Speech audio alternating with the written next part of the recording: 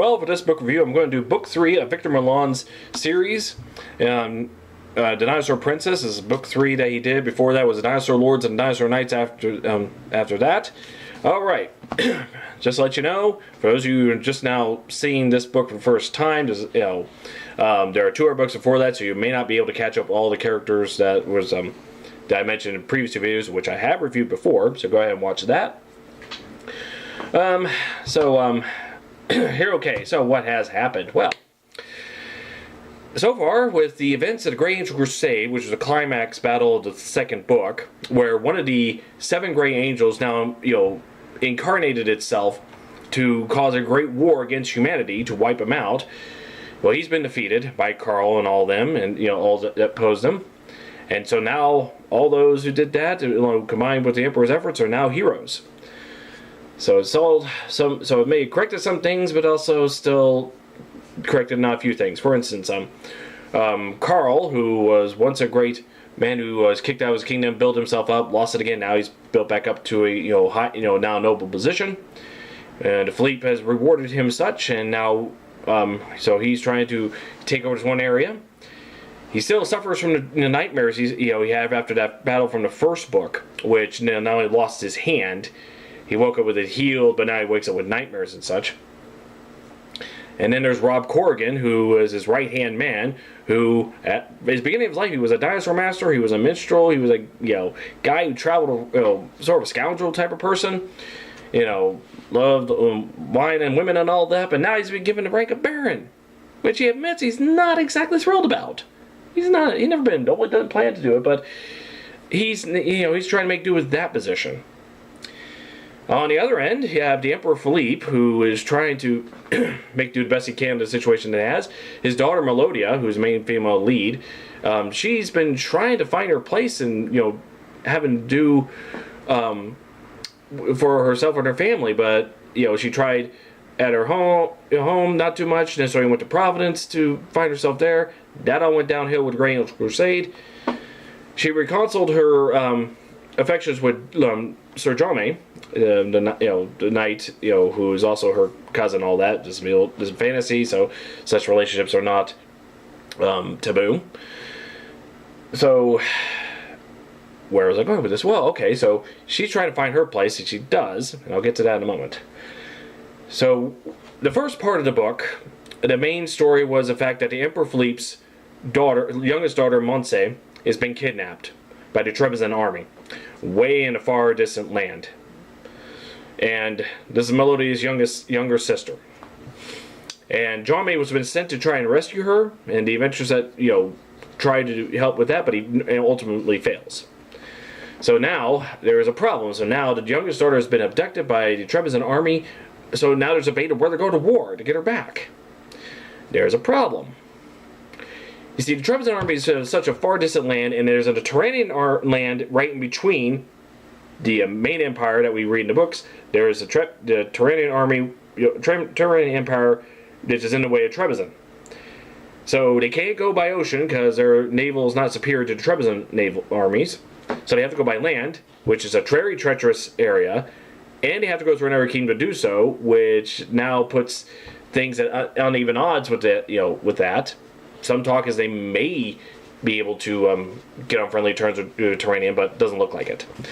But it seems that a lot of forces above the powers, behind the throne and all that are trying to get this war to happen. Melodia, who is now back with her father and all that, but now Duke Falk, who has arrested her on her false charges and has abused her. I won't get into details of that. That's from the 1st book.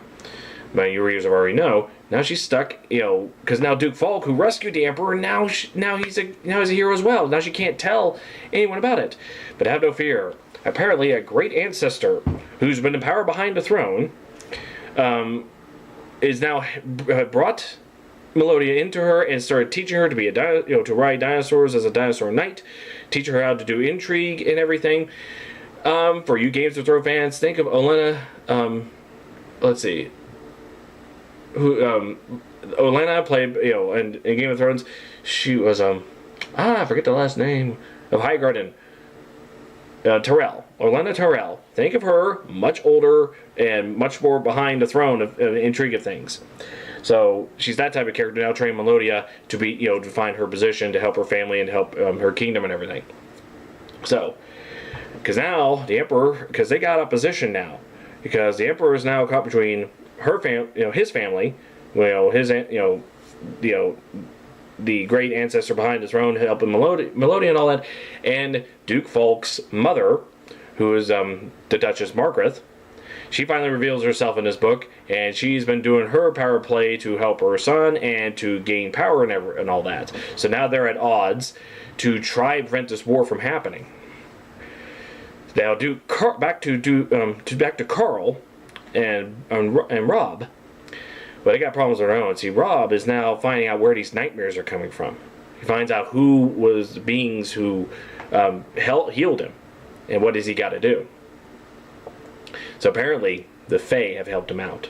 The Fae, who are feared and hated, and where anyone known to have contacted the Fae for any reason is not put to death. And now he's stuck with this. So the Fae have got, Fae want him to do their work, and whatever that is, because the Fae are unpredictable as all get out. They want to stop. They want to get stop the Grey Angels, and you got the Grey Angels trying to help out the Empire is to help start this war. Long story short, and Rob's kind of caught in the middle of this because his name Corrigan, which means touched by the Fae. He's seeing Rob and all this is like, dude, I kind of help out it, but he's afraid he's going to betray him and everything. So he tries to help him out.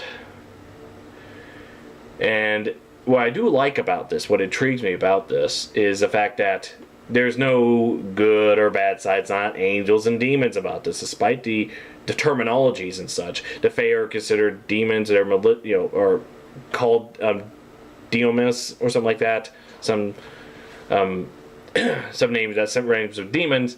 Yeah, they're considered evil and malicious, and that they are. In fact, according to the legends, there's this war between the Grey Angels and demons that, huge clash, and while the Fae didn't win, the war didn't stop. It just kind of slowed things down. But the Grey Angels aren't that great either. The Grey Angels, who are the servitors of the 8 creator gods, and that's why I want to know more about the creator gods who sent the Grey Angels, because Grey Angels are now doing everything to knock out humanity. There's like 2 groups, one wants to destroy entirely, one wants to destroy in another way, because their own interpretation of the creator's laws doesn't care about them, because there's a bit of irony about that.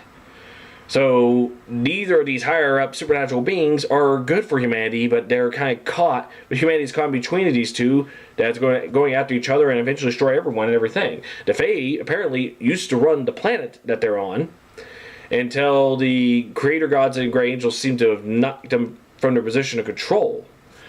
So now they're trying to get their world back. Grey Angels are trying to destroy humanity. So what's humanity to do? So there you go. Without giving too much of details away, because that's what's more important about such things. That summarizes the events of the story and what all has happened. I mean, is the Trebizond army really trying to take away the daughter to start this war, or what have you? I mean, who's really running it? Well, I'll leave that to you. Dinosaur Princess by Victor Milan. Okay. My thoughts about this series so far. I'm now pretty much halfway through. There's 6 books.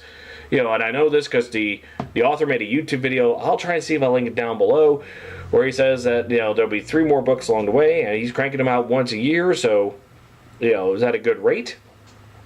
I love the idea of putting taking dinosaurs as a main and use them as in the form of knights or everyday around you. I mean, I like James Gurney's Dinotopia and all, but I'll do like this take on it. But here's the thing: if this is all you're expecting, there's a bit more of that. I think what almost turns me off at first was the fact that he incorporates other things like the Grey Angels and the Fae, and all that. But what's stopping me is, like, despite terminologies and their appearances, there may be something more about them. And despite the appearance, because the fairies we have in mythology and the angels from Abrahamic religions and all that, but I think there's something more to them besides what appearance give them to that.